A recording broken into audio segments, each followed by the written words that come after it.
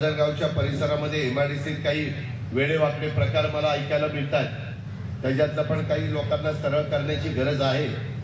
थोडंसं आचारसंहिता होऊ द्या, मग त्यांच्याकडे पण आपण बघू कसे दिसतायत, काय दिसतायत, खाल्लं वरनं। आणि जर वेडेवाकडे करत असतील तर मग काय करायचं ते सांगतो तुम्हाला काय। कारण आता काही बोललं की लगेच नोटीस द्यायला लगेच तयारच असतात। आतापर्यंत फार नोटीस आल्या, उत्तर देता देता मी थकून गेलो।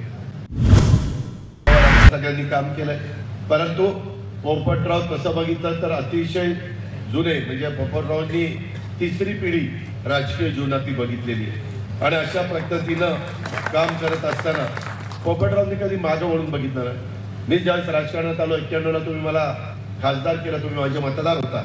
टाकळी अजियन हा सगळा परिसर हा माझ्या बारामती लोकसभा मतदारसंघात होता।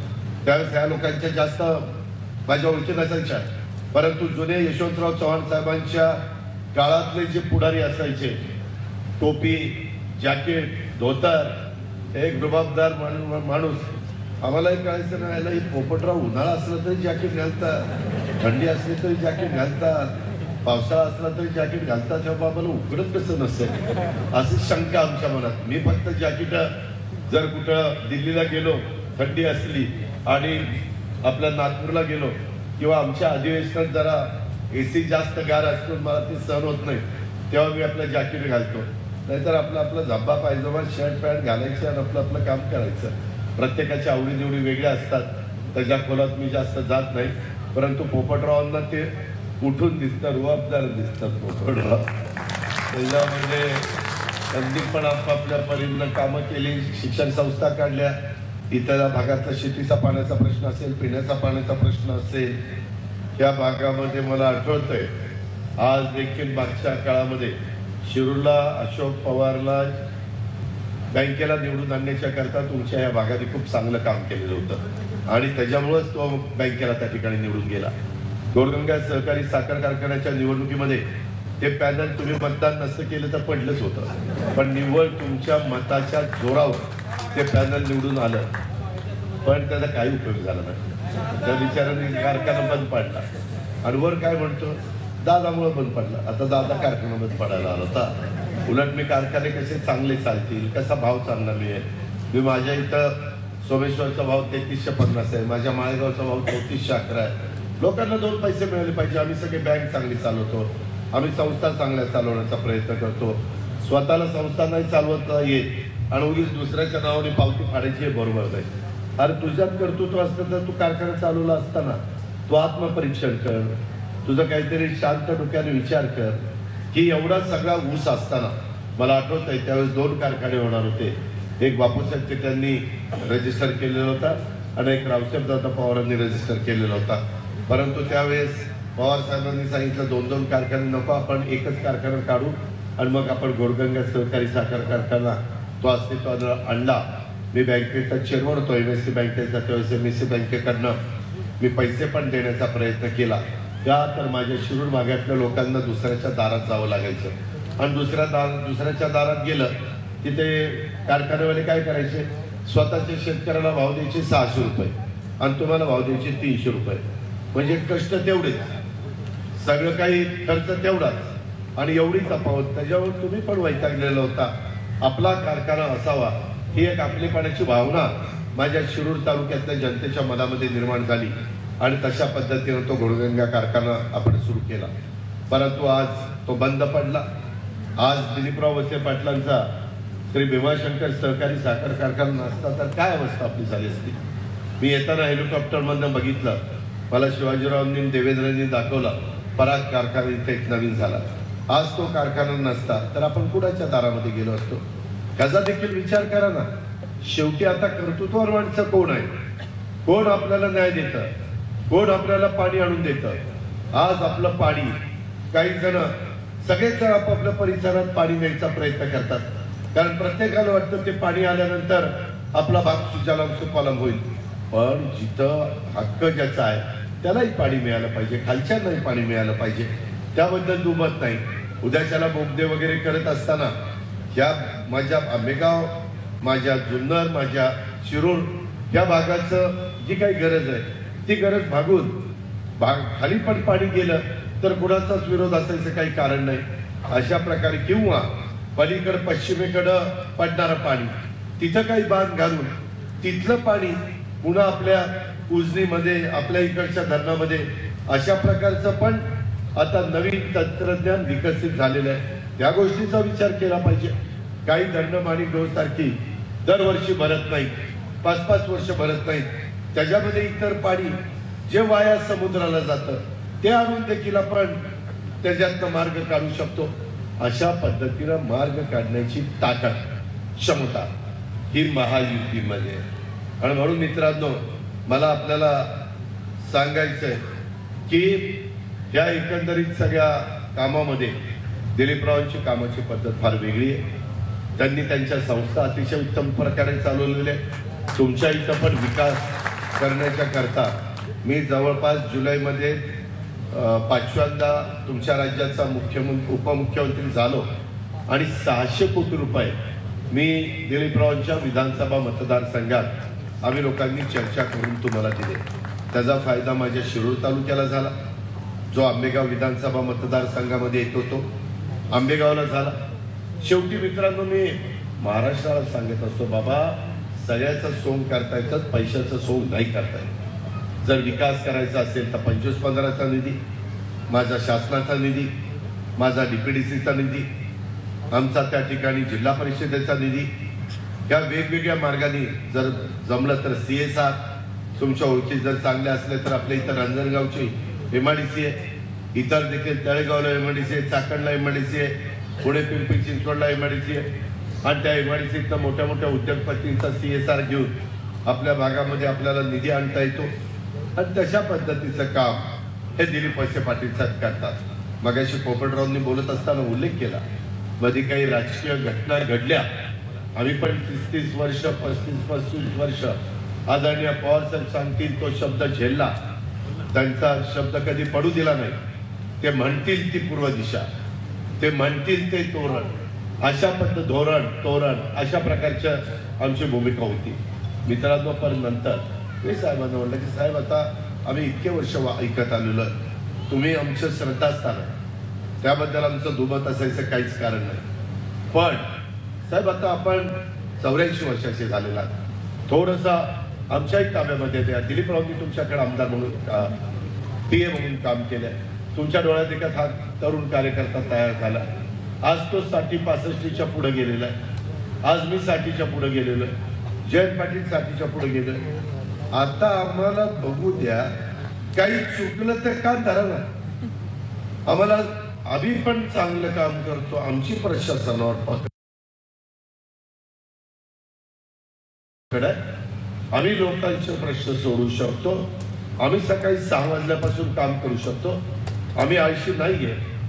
आम्ही त्याच्यामध्ये लोकांच्या कामाच्या करता पडेल ती किंमत मोजायची आमची तयारी असते. आम्ही कामाची माणसं, आम्ही संस्था चांगल्या चालवतो. आणि हे सगळं करत असताना तुम्ही फक्त आम्हाला मार्गदर्शन करा. मला म्हणले ठीक आहे, मी देतो राजीनामा. आणि आता माझंही वय झालेलं आहे, बघा तुम्ही सगळेजण. पुन्हा 2 दिवसात त्यांनीच राजीनामा मागे घेतला. मी काय करणार, माझा काय दोष आहे. त्यामध्ये तुमच्याही घरामध्ये एखादे वयस्कर माणसं झाल्यानंतर दुसऱ्या पिढीच्या हातात, तिसऱ्या पिढीच्या हातात आपण आपला कारभार देतो, मुलाच्या हातात देतो, नातवंडाच्या हातात देतो, मार्गदर्शन करतो. तशाच पद्धतीचं हे काम आहे. बरं, आम्ही एकटं नाही. प्रफुल्ल पटेल, दिलीप वळसे पाटील, अजित पवार, सुनील तटकरे, धनंजय मुंडे, त्याच्यामध्ये छगन भुजबळ, हसन मुश्रीफ, 80% लोक आम्ही तुम्हाला त्यांना सांगतो. मित्रांनो, भावनिक होऊ नका. मी पण त्याच बारामतीचा. मी बारामतीमध्ये काय विकास केलाय, काय कायापालट केलाय, एकदा तुम्ही त्या ठिकाणी येऊन बघा. अतिशय चांगल्या प्रकारे आम्ही विकास केला. महाराष्ट्रात लोक सांगतात की मला निवडून द्या, मी माझ्या मतदारसंघाची बारामती करेन. याचा अर्थ काहीतरी आम्ही कामं केली. आमच्या मतदारसंघाचं नाव घेता मला आता फक्त तो मी पिंपरी चिंचवडचा कायापालट केला. 25 वर्ष ते शहर माझ्या ताब्यामध्ये होतं. 92 ते 2017 जाऊन बघा कसं शहर झालं. शिरूरची पण काही मंडळी तिथे राहतात. पुण्यामध्ये पण 10 वर्षामध्ये मी बरेच काम करण्याचा प्रयत्न केला. आताही आपल्याला केंद्राचा निधी पाहिजे. आपल्याला आपल्या विचाराचा खासदार पाठवायचा. मागच्या वेळेस आपण आपल्या विचाराचा खासदार पाठवला नाही, ती चूक झाली. त्याच्यामध्ये तो खासदार तिथं गेल्यावर वर्ष 2 वर्षात म्हणला दादा माझं हे काम नाहीये, मला राजीनामा द्यायचं. अरे म्हणलं असं काय करतो बाबा, राजीनामा कुठे देतो? नाही म्हणलं दादा मी अभिनेता आहे, दादा मी कलाकार आहे, दादा मी सेलिब्रिटी आहे, दादा मी सिनेमात काम करत असतो, मी मालिकेत काम करत असतो. अरे बाबा सगळं खरं आहे, परंतु कामाला आता लोकांनी संधी दिली तर कर ना ते काम. भेटी द्या, संपर्क ठेवा, आदिवासी भागात जावा, पाणी कुठं कमी आहे, काय आणखी लोकांच्या समस्या आहेत. पण ते म्हणाले हे माझं काम नाही. म्हणलं आता मेहरबानी कर माझ्यावर आणि 5 वर्ष तरी कडेला नाही, नंतर मग आता दुसऱ्याला देतो. नाहीतर लोक जोड्याने मारतील मला, म्हणतील याला तुम्ही दिलं, आम्ही 5 वर्षाच्या करता निवडून दिलं आणि मध्येच मतं मागायला कसं आला. मागं मी 5 वर्षात 3दा मतं मागायला आलो, लोकांनी ऐकलं, लोकांनी निवडून दिलं. केव्हा? एक वेळेला तुम्ही मला खासदार केला, PV नरसिंहराव पंतप्रधान होते, त्यांनी सांगितलं अजित मला आता साहेबांच्या सारख्या व्यक्तीची गरज केंद्रात आहे, तो पहिला विश्वासदर्शक ठराव पास झाला की तो राजीनामा द्यायचा, तो तिकडे आमदार व्हायचा, साहेबांनी खासदार व्हायचं आणि पुन्हा आपल्याला ती निवडणूक घ्यावी लागेल. मी राजीनामा दिला, पुन्हा आपण त्याच्यामध्ये पवार साहेबांना निवडून दिलं. पवार साहेबांना निवडून दिल्यानंतर पवार साहेब खासदार झाले, तुम्ही भरपूर मतं दिली. त्याच्यानंतर पुन्हा बॉम्बस्फोट झाला. PV नरसिंहराव म्हणले शरदराव तुम्ही गेल्याशिवाय पुन्हा महाराष्ट्रात टाळ्यावर येणार नाही. झाले साहेब पुन्हा खाली आले. मग 94-95 साहेब आले, मग खासदारकीचा पुन्हा राजीनामा, का तर आमदार MLC झाले. मग मी असंच चाललो होतो डेक्कन किडनी. आम्ही त्यावेळेस डेक्कन किडनी फार जायचो, कारण रस्ता खराब होता, पुणे मुंबई 8-8 तास कधी जामिंग व्हायचं.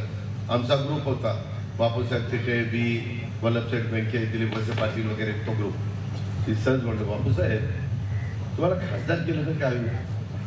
त्यांनी असं बघितलं, खासदार चालेल की चालेल म्हणलं आपण तुम्हाला खासदार करू. आणि मित्रांनो मी लोकलमध्ये आपल्या डेक्कनमध्ये मी ते ठरवलं आणि मग साहेबांना सांगितलं साहेब आता ती जागा आहे ना, त्यावेळेस आपण बापूसाहेब थिएटरला खासदार करू आणि तुम्ही आपण सगळ्यांनी त्यांना खासदार केलं. म्हणजे त्या 5 वर्षात 3 निवडणुका झाल्या, पण लोकांनी सहन केलं का, तर ती परिस्थिती तशी निर्माण झाली होती.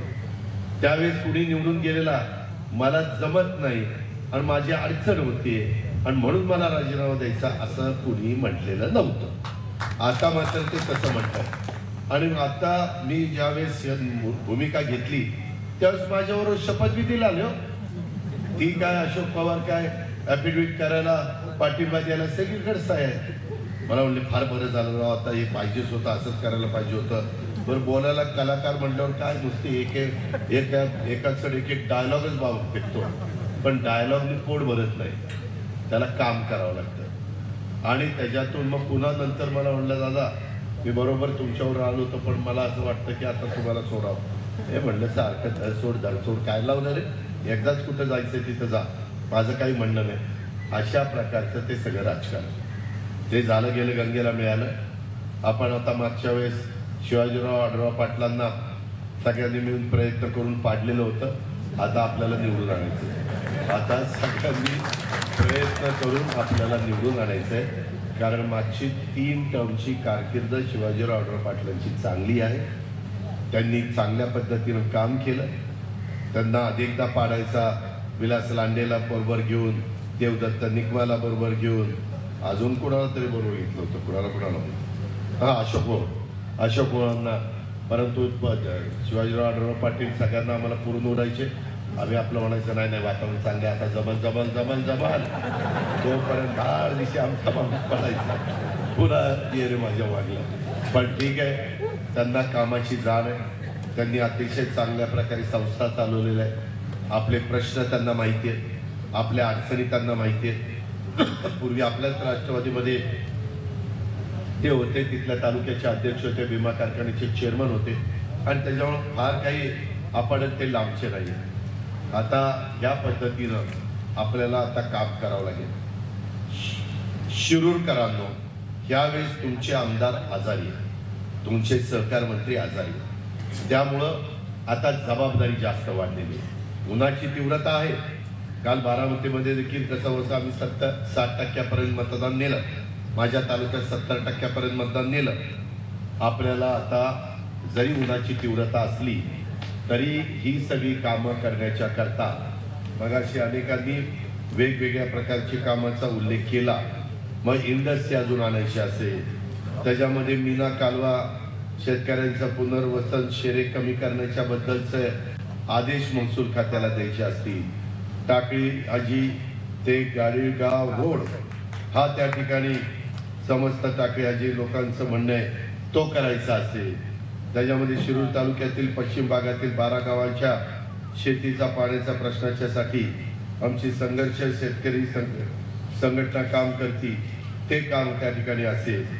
त्याचबरोबर अजून काही वेगवेगळ्या प्रकारची मीना ते डबल मीना शाखा कालव्याचं आवर्तन देणं, कुकडी नदीवर टेलचे म्हसे बुद्रुक म्हसे कोप बंधाऱ्यास पाणी मिळणं, डोंगरगड तालुका शिरूर येथे कोल्हापूर बंधाऱ्याच्या अंदाजपत्रक शास्त्रराव प्रमाण देणं. होय सर ते पाणी आणायची धमक आपल्यातच आहे, दुसऱ्यात नाहीये. तेच मी सांगतो, तेच सांगायला आलो बाबा तेच सांगायला. जरा दमाने घे. त्याच्यामध्ये तू काळजी करू नको. आता सध्या जे काही तुझं मागणं आहे ते आपण पूर्णत्वाला नेऊ, तू काही काळजी करू नको. मित्रांनो, या संदर्भामध्ये आपण ही सगळी कामं करण्याच्या करता आता दिलीपराव आजारी असल्यामुळं तुमची माझी जबाबदारी जास्त आहे. मताची टक्केवारी वाढली पाहिजे. दिलीपरावांनी आपल्याला आजपर्यंत आमदार म्हणून सगळ्या प्रकारची मदत केलेली आहे. सतत त्यांचं लक्ष मंत्री असलं तरी माझ्या आंबेगाव शिरूर मतदारसंघामध्ये कोणत्या कामाला अधिक गती द्यायचं असा त्यांचा प्रयत्न चालू असतो. त्याकरता माझ्या आया बहिणींना, पुरुष मंडळींना, तरुण तरुणींना पण विनंती आहे की आपण या सगळ्या गोष्टीचं भान ठेवून शिवाजीराव आढळराव पाटलांना ह्या भागातनं जास्तीत जास्त मताधिक्य दिलं पाहिजे. कारण तो त्यांचा स्वतःचा विधानसभा मतदारसंघ आहे. मागं दोघंही एकमेकाच्या विरोधात होते. आता आंबेगाव शिरूरमध्ये आपण सगळेजण शिवाजीरावांच्या सहित एकत्र आलेलो आहे. त्याच्यामुळे पोपटराव एकतर्फी मतदान झालं पाहिजे. काही लाखाचं विकाचं लीड द्या. आम्ही कसं बारामतीमध्ये 1,00,000-1.5 लाख मत लीड द्यायचो का नाही, आणि मग ते लीड कुठं तुटायचं नाही. आमच्या लीडमुळं तर जानकर साहेब पडले, नाही तर जानकर साहेब पडलेच नसते. त्याच्यात त्यांनी कबशी घेतली. त्यावेळेस कमळ फारच जोरात चाललं होतं देशात. ते कमळ घेतलं असतं तर तेव्हाच बाबा खासदार झाला असता. परंतु कधी कधी योग जुळून यावा लागतो. तो यंदा परभणीच्या निमित्तानं आलेला आहे. पंतप्रधानांनी पण त्यांना धाकटे बंधू म्हणून संबोधलेलं आहे आणि अतिशय चांगल्या प्रकारचं प्रचाराचं काम महायुतीच्या सर्व घटक पक्षांनी आमच्या परभणीमध्ये महादेवराव जानकर साहेबांचं त्या ठिकाणी केलेलं आहे. आता त्यांचं मतदान झालेलं असल्यामुळं जानकर साहेब बाकीच्या सहकारी मित्रांना निवडून आणण्याच्या करता सभा घेत आहेत. आत्ताची सभा झाल्यावर त्यांना जालन्याला जायचं आहे. अशा पद्धतीचा त्यांचा दौरा आहे. पण माझी तुम्हाला विनंती आहे, काही इथं थोडंसं काही इकडे गेलेत, काही तिकडे गेलेत, जरी खरं असलं तरी बाबांनो, पाण्याच्या बद्दलची कामं, विजेच्या बद्दलची कामं, रस्त्याच्या बद्दलची कामं, केंद्र सरकारचा निधी, राज्य सरकारचा निधी मागच्या वेळेस बारामतीतनं आम्ही खासदार निवडून दिला, आपल्या शिरूरमधनं तुम्ही दिला, परंतु दोन्ही खासदारांनी विकासाचा निधी आणला नाही. मी ज्यावेळेस विचारायचो ते म्हणायचे ना आम्ही विरोधी खासदार आहे, आम्हाला निधी मिळत नाही. आणि म्हणलं भाषणं रोज का त्यांच्या विरोधात ठोकतात? जर तुम्हाला त्यांच्याकडनं पैसे पाहिजे तर कधी कधी गोड बोला ना त्यांच्याशी. त्याच्यातनं आपली पुणे नाशिक रेल्वे त्यांच्याकडनं करून घ्या. काही ठिकाणी वाघोलीला वाहतुकीची कोंडी होती, माझ्या सोलापूर रोडला वाहतुकीची कोंडी होती.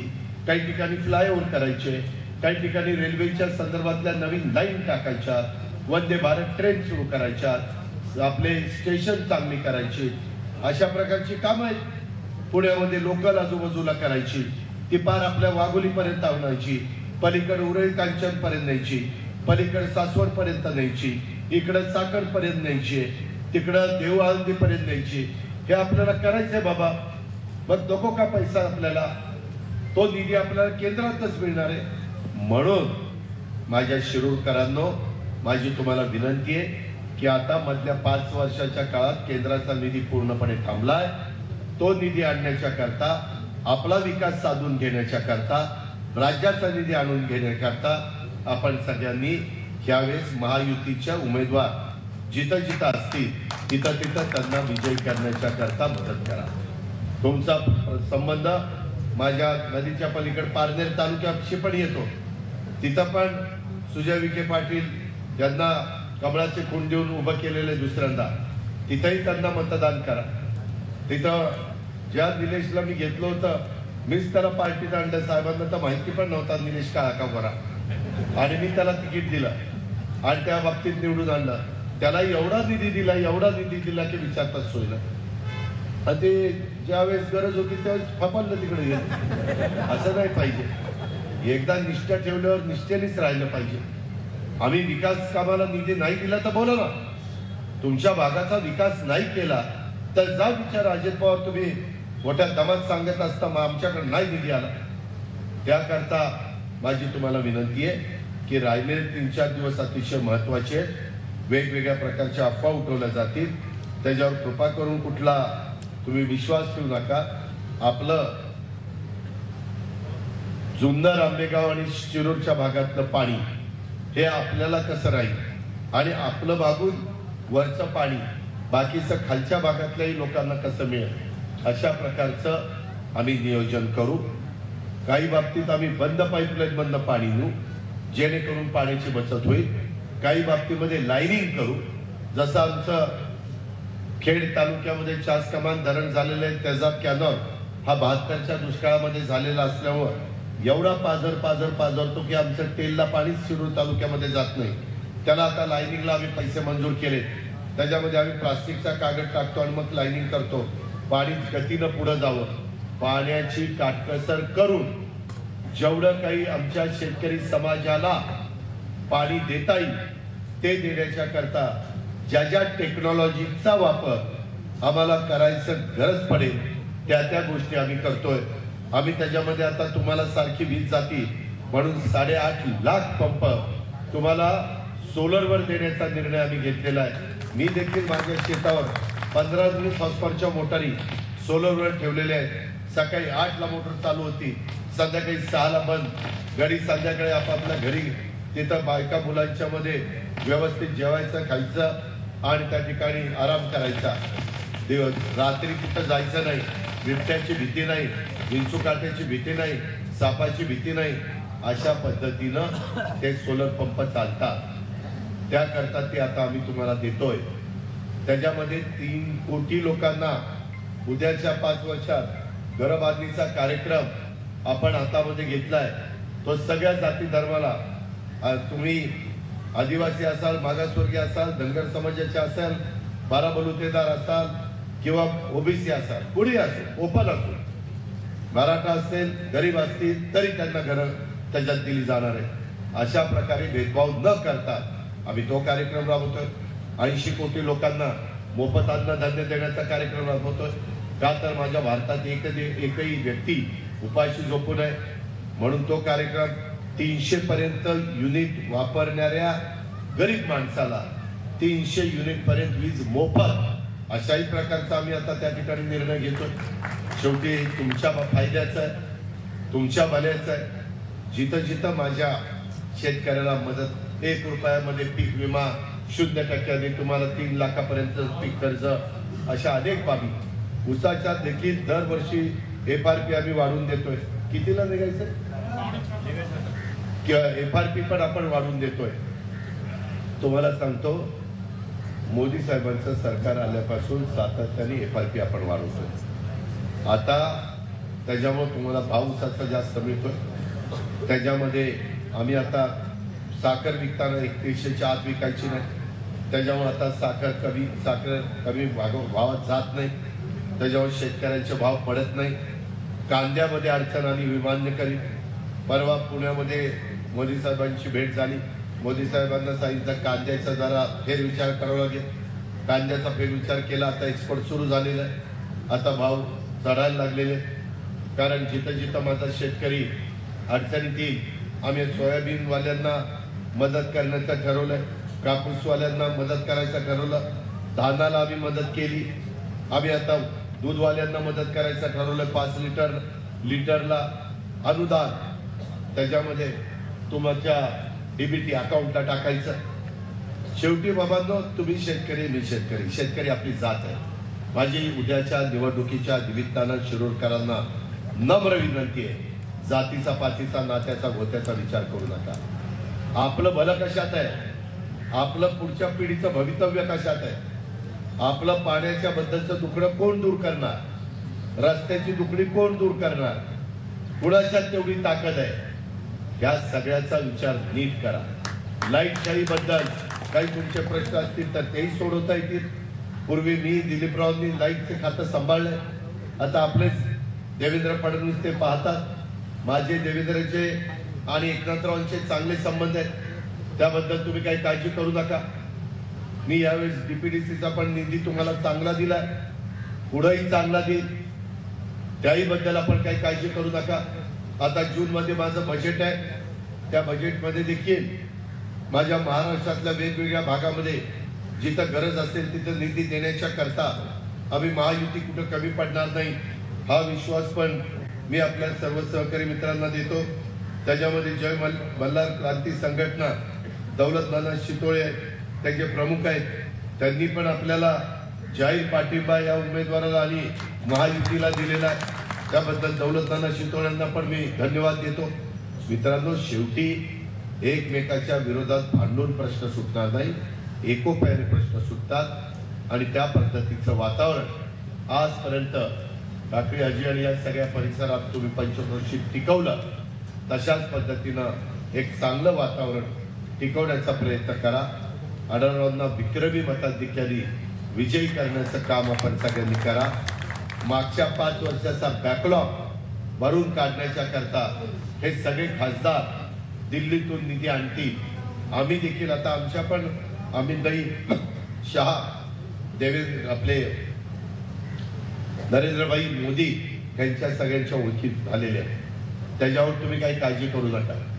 तिकडं कशा पद्धतीनं कुठल्या कामाला, कारण वर्ल्ड बँकेचा निधी आणावा लागला तरी त्यांची मदत लागते, जपानचा निधी आणायचा म्हटलं किंवा देशात परदेशातल्या कुठल्याही भागातला तरी त्यांची मदत लागते आणि ते मदत करायला तयार आहे. त्यांनी सांगितलं की मी मदत करायला तयार आहे, आपल्याला फक्त ते पवित्र काम करायचंय. माझी इथं मुस्लिम बांधव किती मायनॉरिटी आहे का, आणि माझी मागासवर्गीय, हा मागासवर्गीयांना मुस्लिम बांधवांना सांगायचंय, बाबांनो मुद्दाम काँग्रेसवाले वेगळा प्रचार करतात, हे आल्यावर संविधानच बदलतील. उलट नरेंद्रभाई मोदींनी 10 वर्षात संविधान दिन साजरा करायला सुरुवात केली. बाबासाहेब आंबेडकरांचा आदर करण्याकरता संविधान दिन साजरा केला, काँग्रेसने नाही केला. एवढं चांगलं संविधान दिलं, घटना दिली आणि काँग्रेसवाल्यांनी निवडणुकीमध्ये बाबासाहेबांना पाडलं. आणि आता बाबासाहेबांच्या बद्दल आम्ही अरे मग त्यावेळेस का पाडला, त्यावेळेस बिनविरोध का नाही निवडून दिला. सगळे अतिशय लबाड माणसं आहेत, लबाड, त्याच्यामुळं आपण त्यांचा विचार करू नका. त्यामध्ये त्यांनी बाबासाहेबांचा अपमान केलेला आहे. आपण बाबासाहेबांचं जगातलं अतिशय मोठं दिव्य असं स्मारक माझ्या हिंदुबिलमध्ये मुंबईला करतोय, अतिशय मोठं स्मारक आहे, आपल्याला सगळ्यांना अभिमान वाटेल असा. आणि आपल्या समाजाच्या करता देखील आम्ही सतत लक्ष ठेवून आहोत, मदत करत आहोत. अल्पसंख्याकांना देखील मौलाना आझाद महामंडळानं 1000 कोटी रुपये त्या ठिकाणी आम्ही दिले. त्याच्यामध्ये अल्पसंख्याक विभागाला निधी दिला, त्याच्यातून दफनभूमीचे काही काम असेल, भिंतीचं काही काम असेल, शादीखान्याचं काही काम असेल, उर्दू शाळेचं काही काम असेल, दर्ग्याचं काही काम असेल, ही कामं देखील काँग्रेसच्या राजवटीमध्ये झाली नाही, आम्ही लोकांनी करून दाखवली. ही गोष्ट माझ्या अल्पसंख्याक समाजाने ध्यानात घ्यावी.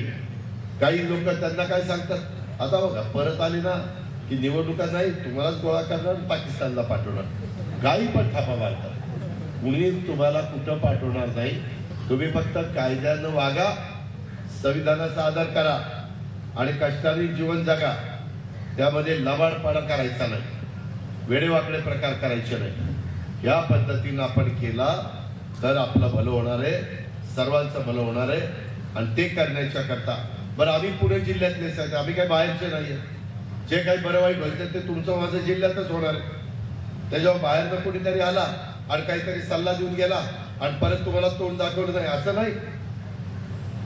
मला परत विधानसभेला तुमच्याकडे यायचंय, जिल्हा परिषद तालुका पंचायतीला यायचंय. अनेक वर्ष जिल्हा परिषद तालुका पंचायती आपण ताब्यात ठेवलं, जिल्हा बँक ताब्यात ठेवली, जिल्हा दूध संघ ताब्यात ठेवला. त्या संस्था आपण चांगल्या चालवतो. त्यामुळं माझी तुम्हाला विनंती आहे, बाकीच्या भावनिक होऊ नका. काही जण म्हणतील की नाही आता ही आमची एवढ्या निवडणुकीत लक्ष द्या. तुम्ही शेवटी तुमचं पुढच्या पिढीचं कल्याण कोण करणार आहे त्याचा विचार करा. मी जे बोलतोय अजून मी तुम्हाला 10 वर्ष मार्गदर्शन करणार आहे. त्याच्यावर 10 वर्ष मार्गदर्शन करणाऱ्याचं ऐकायचं का कुणाचं ऐकायचं ते ठरवावं. ते आता तुम्हीच ठरवा, तो तुमचा अधिकार आहे. परंतु टाके याजीकरांनो, आता दिलीपरावांना पण दाखवायचं आहे. दिलीपराव तुम्ही आजारी असताना उलट आम्ही जास्त चांगल्या पद्धतीनं काम करून शिवाजीराव आढळराव पाटलांना प्रचंड मताधिक्य या आमच्या आंबेगाव शिरूर विधानसभा मतदारसंघातनं दिलं. बघू आता आंबेगावची किती मतं आहेत. अहो इथली किती आहेत शिरूरची? 1.25 लाख इथली, तिकडची 2.25 लाख. हे थोडे 5-10 हजार इकडे तिकडे. तुझा लयच अभ्यास मला तर भीतीच वाटायला लागली. माझा नंबर जाणार, ह्याचाच नंबर येणार. हे शेतकरी संघटना अरे आम्ही त्यांच्याकरता तर मी पण भरपूर काम केलं. त्यामध्ये मला एवढंच सांगायचंय, तुमची 1,25,000 ते 1,30,000 मतं आहेत आणि तिकडे 1,70-1,75 आहे. त्याच्यातनं आपलं वन साईड चाललं पाहिजे. आपल्याला एकाकडं आत्ताचा खासदार आहे, एकीकडे शिवाजीराव आढळराव पाटील आहे. दोघांची तुलना करा. या आत्ताच्या खासदाराची 5 वर्षाची करा, माझ्या टाकळी आजीने आपल्या शिरूरच्या भागात किती झालं त्याची आणि आढळराव पाटील किती झालं त्याची तुलना करा. मला तर सकाळी माझी ह्याच्यात सभा होती घोडेगावला. तिथले आदिवासी म्हणले दादा ही 5 वर्षात आमच्याकडे आलाच नाही. 5 वर्षात बाबा तिकडे गेला नाही. कोण? डॉक्टर कोल्हे. का तर अभिनेता, कलाकार, सेलिब्रिटी. मग तिकडं कर ना काय करायचं ते, इकडं कुठं आमची जागा अडवतो. त्याच्यामुळं आपण या सगळ्या गोष्टीचा साकल्याने विचार करा आणि भरपूर कामं करून घेण्याच्या करता आपण शिवाजीराव आढळरावांना प्रचंड मताधिक्याने घड्याळाच्या समोरचं बटन दाबून पहिलं मशीनमध्ये पहिलंच नाव आहे. हा शोधायच्याही भानगडीत पडायचं नाही. वरनं बघायचं की घड्याळ की बटन, एवढंच. हे आपण सगळ्यांनी त्या बाबतीमध्ये करायचंय. माझ्या रांजणगाव गणपती जिल्हा परिषद गटातले पण बरेचसे लोक इथं उपस्थित आहेत. अष्टविधायकाच्या करता देखील मी काम करतोय. आम्ही महायुती काम करतेय. त्याच्यामध्ये अजून काही करायचं असेल तर ते पण आपण करू. भाविकांची सोय करू, स्थानिकांना नीटपणे धंदा पाणी मिळेल अशा प्रकारची व्यवस्था करू. रांजणगावच्या परिसरामध्ये MIDC काही वेडेवाकडे प्रकार मला ऐकायला मिळतात. त्याच्यातलं पण काही लोकांना सरळ करण्याची गरज आहे. थोडंसं आचारसंहिता होऊ द्या, मग त्यांच्याकडे पण आपण बघू कसे दिसतायत, काय दिसतायत, खाल्लं वरनं. आणि जर वेडेवाकडं करत असतील तर मग काय करायचं ते सांगतो तुम्हाला काय. कारण आता काही बोललं की लगेच नोटीस द्यायला लगेच तयारच असतात. आतापर्यंत फार नोटीस आल्या, उत्तर देता देता मी थकून गेलो. पण एक सांगतो, तिथं पण सगळ्यांना स्थानिक लोकांना रोजगार कसा मिळेल. तिथं बाहेरचे लोक, फक्त माझी एक विनंती व्हा, स्थानिक लोकांनी त्या कारखान्यामध्ये व्यवस्थित काम केलं पाहिजे. तिथं दमदाटी करता कामा नये. आपली काय लोक कधी कधी कष्ट करायला कमी पडतात, मग ते बाहेरचे लोक आणतात. कारण ते काही बोलत नाही, काही नाही. आपल्या कामाला लागलं की काम, जर सुट्टी झाल्यावर मग त्यांचं दुसरं ते काय असेल ते असं जरा करा. आणि तुमच्या तरुण तरुणींना पण रोजगार मिळण्याच्या करता नवीन कारखानदारी आणू. पण आता मुद्रा लोन पण 10 लाखाचं 20 लाख केलेलं आहे. त्याकरता त्याचाही फायदा माझ्या तरुण तरुणींना झाल्याशिवाय राहणार नाही। मराठा समाजाच्या करता देखील आम्ही अण्णासाहेब पाटील महामंडळात त्यांनी काढलेल्या कर्जाचं व्याज भरतोय। तसंच आमच्या धनगर समाजाच्या करता पुण्यश्लोक अहिल्यादेवी होळकर ते महामंडळ मेष महामंडळ या आता बहुतेक महामंडळाला आम्ही आता गती दिलेली आहे। त्याचा फायदा अनेक माझ्या सहकारी मित्रांनी पुरेपूर उचलावा, त्याला निधी देण्याच्या करता महायुती कुठं कमी पडणार नाही अशा प्रकारची खात्री देतो। भर उन्हात एवढ्या मोठ्या संख्येने तुम्ही आला आणि शांतपणे आमच्या सगळ्यांचे विचार ऐकून घेतले, त्याबद्दल आपल्याला सगळ्यांना मनापासून आभार मानतो, तुमचे धन्यवाद देतो। पण कुठल्याही परिस्थितीत 13 तारखेला सकाळी लवकर येऊन जेवढी मशीन किती आहे 3 मशीन आहे ती बाकीचं पहिलं मशीन आणि पहिलं नाव आणि गाड्या त्याच्या पुढचं बटन एवढंच काम करा। बाकीचे पिण्याचे शेतीचे इतर सगळे जे काही प्रश्न आहेत ज्याचा अहवाल मी केलेला आहे आणि दिलीपराव आजारी असताना आपण दिलीपरावांना दाखवायचं की दिलीपराव तुम्ही आजारी असताना तुमचा हक्काचा मतदार, तुमचा जीवाभावाचा सहकारी तुमच्या करता किती मजबूतीने उभा आहे हे आपल्याला त्यांना दाखवून द्यायचं आहे। मी माझ्या वतीनं विनंती करत असताना मी दिलीप वळसे पाटलाचा पण सांगावा घेऊन आलोय। त्यांनी पण मला सांगितलं, ते मला म्हणत होते मी व्हीलचेअरवर येतो, म्हणलं अजिबात नाही, पहिली तब्येत व्यवस्थित असेल तर बाकीचं काम व्यवस्थित। त्यांना म्हणलं आम्ही तुमच्या वतीने जातो। त्यांनी पण सांगावा तुम्हाला धाडलाय, आपल्या आमदारांनी आपल्या मंत्र्यांनी धाडलाय, त्याला पण आपण चांगली साथ द्या, त्यांना पण आपण चांगलं एक प्रतिसाद द्या आणि घड्याळाच्या शेजारचं म्हणजे समोरचं बटन दाबून आमच्या शिवाजीराव आढळराव पाटलांना प्रचंड मताधिक्याने विजयी करा हीच महायुतीच्या वतीनं विनंती करतो आणि पुढच्या कार्यक्रमाला जाण्याची परवानगी घेऊन मी आपली रजा घेतो। जय हिंद, जय महाराष्ट्र। धन्यवाद दादा। देश विदेशातील प्रत्येक घडामोडींचे लाईव्ह अपडेट मिळवण्यासाठी आता साम टीव्हीच्या सर्व सोशल मीडिया प्लॅटफॉर्मला लाईक, फॉलो आणि सबस्क्राईब करा। तसंच सर्व नोटिफिकेशनसाठी बेल आयकॉन प्रेस करायला विसरू नका।